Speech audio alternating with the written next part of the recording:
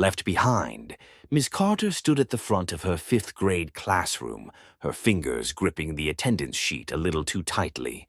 She scanned the room, her gaze pausing at the empty desk near the window. Jamie wasn't there. Again. It had been weeks since she'd spoken to his parents.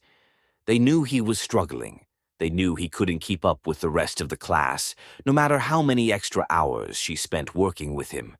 But today, as she read the new roster, she saw a different name in Jamie's place. The principal had made it clear.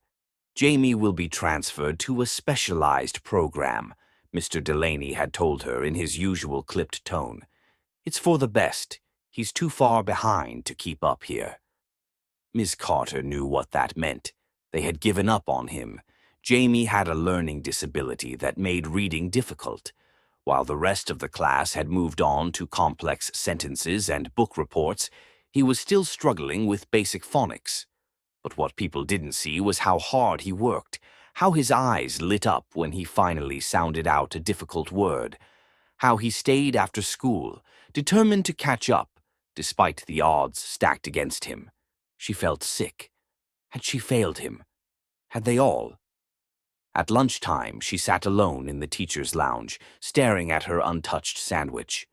"It's not fair," she muttered. "What's not fair?" asked Mr. Langley, the math teacher. "Jamie." Mr. Langley sighed. "We can't save them all, Carter. Some kids just aren't meant for this system."